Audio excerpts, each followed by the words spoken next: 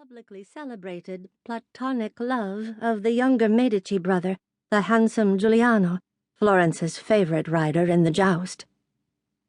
Her image had been the first thing seen that morning as Giuliano and 21 other combatants paraded through Florence's streets to Santa Croce. Leading the procession, Giuliano was accompanied by 9 trumpeters and 2 men-at-arms carrying pennants of fringed blue silk decorated with the Medici coat of arms.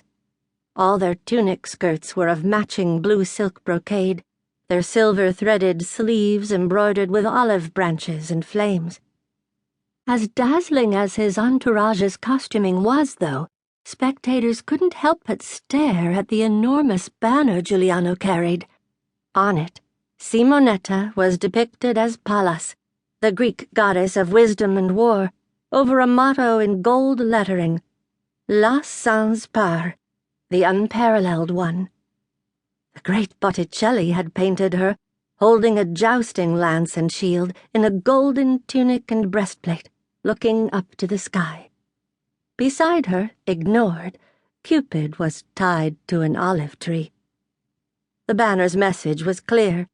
As Pallas, Simonetta was not distracted or beguiled by Cupid's earthly romances. Follow her gaze and her example to make it to heaven. When Simonetta climbed the grand dais stairs to take her throne, she had received as many cheers as the city's beloved Giuliano would when he rode into the lists to the fanfare of herald trumpets. How marvelous to be considered so beautiful, so good and true, that an artist such as Sandro Botticelli would want to paint you, I thought. Jealous, I pulled my hand away and spoke sharply. It's fine. The slightest of frowns creased Simonetta's brow. We must be friends, Ginevra de Benci Nicolini.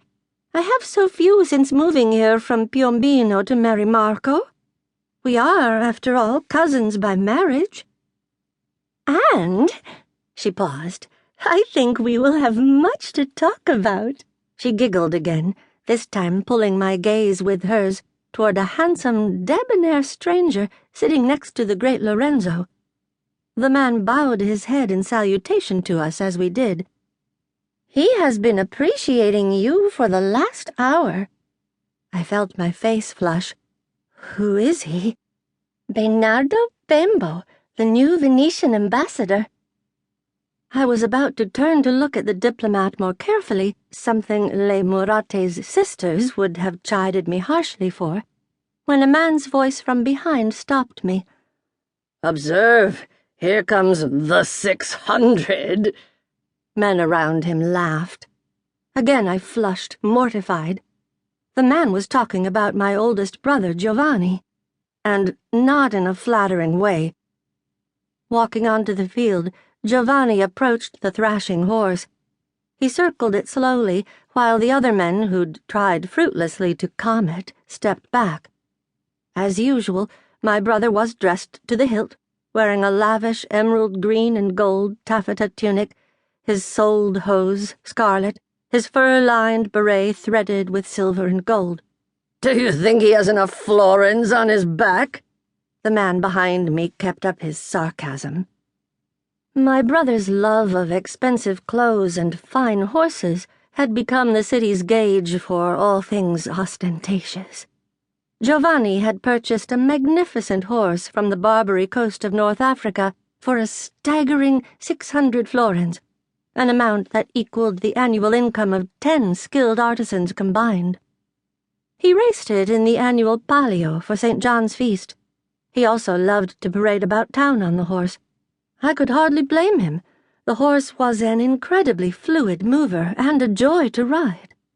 But here comes the 600 had become a Florentine slang term for a braggart. A republic city-state of merchants, guildsmen, artisans, and bankers, Florence did not approve of showy, everyday displays of wealth, despite its citizens' love of pageantry and spectacles like this joust. I fumed. Simonetta put her hand atop mine and patted it to keep me from turning around to glare at my brother's attackers. I wondered if he would cease if he knew who I was.